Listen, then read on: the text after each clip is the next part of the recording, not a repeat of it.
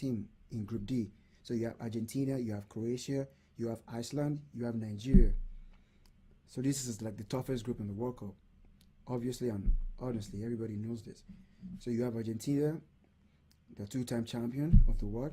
They have the best player in the world, Lionel Messi, and they have the bunch of best attacking in the world football today.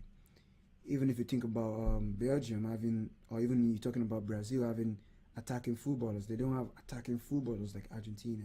You have Angel Di Maria, you have Lionel Messi, you have Aguero, you have Peluso, you have Evan Benega in the midfield, you have Higuain, you have lots of players. Even the highest goal scorer in the Serie what's this guy's name again? Is he Cardi?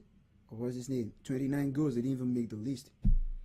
So you have like strong team ahead of you, and you have Dybala from Juventus. Sorry, I didn't mention that. So you have a team packed, but at the end of the day, it comes down to team play. And the defense too is old. You have Mascherano that is old, but he has the experience. He still can move. You have Zabaleta. You have Rojo. You have Otamendi. So you have some good players on the team too. So I think Argentina have a decent chance in this group. But if they don't play together as a team, I'm talking about like from their midfield play and the coordination to the defense line. If the midfield is not able to coordinate the defense line, I think they're going to crash out, or maybe let's say become second in the group. It's not about Messi. Everybody's like, oh, they have the best, they have Messi. This is his chance. He's going to want to prove everybody wrong. Yeah, that's true. He has failed at 3 occasions at the final, so he wants to do better this time. And I'm hoping he do better, but maybe better would be the best thing he can do. But not the best, because this group has Nigeria in it. And also, you have Croatia, you have Iceland. So Croatian team, everybody believes it like they are like the dark horse in this tournament, because everybody believes they have the balance in the midfield. So you have Perisic, you have Rakitic, you have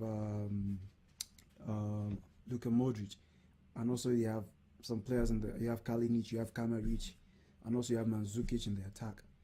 So what I'm going to really say is they have a good chance in this World Cup, but their defense is it's not something to talk about.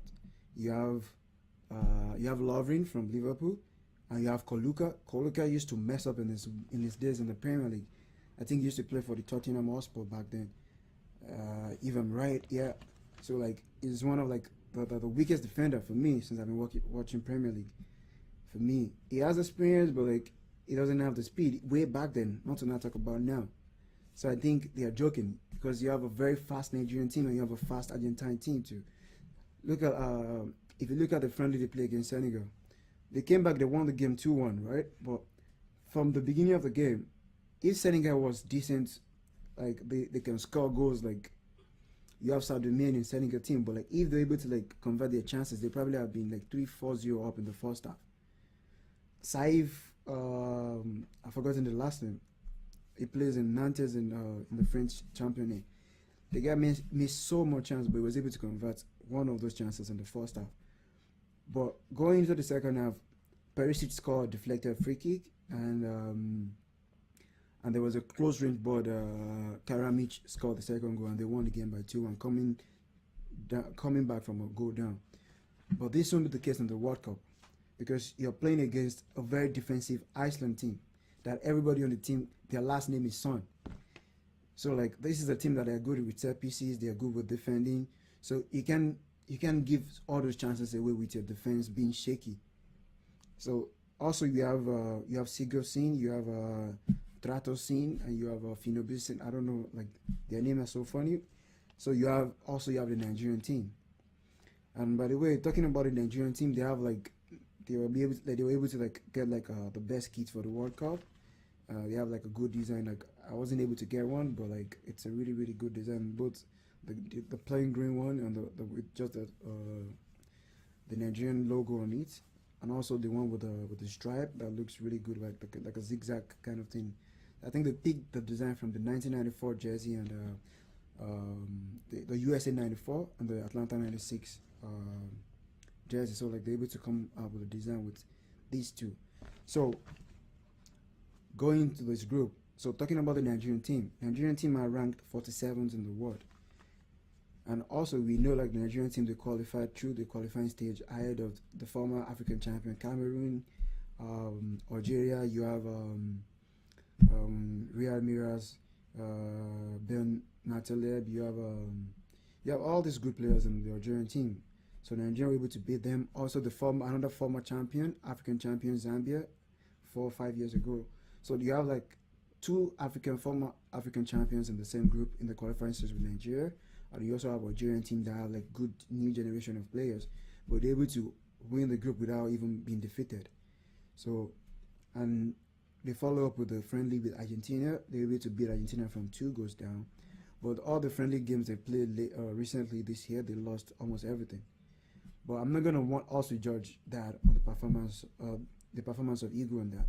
So, because I see a young team for the first time in the Nigerian Super Eagles history, for the first time for me as well as a Nigerian, they were able to like coordinate the team for the first time. The monies are paid out, everything they got everything on time, and now like you have a young team, you have a captain to give them his experience. He won Champions League, Europa League, Premier League, so you have all the experience you can ever ask for in a team, and you have this youngster Alex Iwobi, you have Kelechi Iheanacho, you have Odion Gallo that was on fire 3 seasons ago for Watford, and also you have Victor Moses, and he's very tricky and he can dribble and score goals as well too. And also you have the fast-paced player Ahmed Musa, and you have the new guy, he bears the same name with the Nigerian legend Nwanko Kanu, Simeon Nwanko, sorry. So this guy scored before the World Cup. I think he scored 6 goals in maybe 10 appearances before the end of the season for Crotone in the Italian league. So he's gonna be flying Nigerian colors at the World Cup. And Nigeria, that's one thing Nigeria has been lacking, and now they have it. They have the guy that start, I think he stands 6'8" or 6'6". So Nigeria now have like area ball offense too. So like they can score goals from corners, crosses, and all those. So that's that for the Nigerian team. But the problem with the Nigerian team now is the midfield, because now the Nigerian team, after you have a Mikel Obi and you have a Itebo, Ognai Inazi used to be very good. Well, nobody knows what happened to his fitness or whatever happened to his hunger and desire to play better. He's not been playing well, and I think that the first team the midfield, if they have Mikel Otebo and you have maybe Wilfred Ndidi to come in for John Ogu, and they have the defense as well too. You have Ekong Trinsong. That guy used to play at Tottenham, and now he plays at Bursaspor in the Turkish league. So you have a very strong defender in the person of William, and also for me, Limbalogi is a good defender, but I really prefer Kenneth Omoro in the centre back with William Ekong, because both two players can run. They're fast, they're good in the air, they're strong, they have everything it takes to stand against strikers and players like Messi, Aguero, not in full capacity, but like to an extent, to alter their attack and all those kind of things. And you have Shehu on the right wing, which is who is a very good player, and you have Brian Doe, who is a very, very strong and tough player too. And you have a young, inexperienced goalie, but I think he can do well. He can do the best.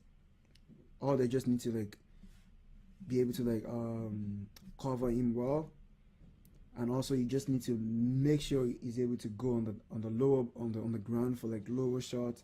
Look, the game Nigeria at the Super Eagles against the Three Lions, the English national team. The goal Harry Kane scored wasn't supposed to be a goal. That was a ball you're supposed to dive to the ground fully and get the ball, but he missed out on the ball, and that was a goal. So he needs to work on that. I think it's good with the area ball, the punching out of the ball from the box. So that he did a good job with that. It needs to like, I don't know if they're out of training with penalty kicks and all that, but I think it should be the number one for Nigeria, because you're playing against Iceland that are very tall players.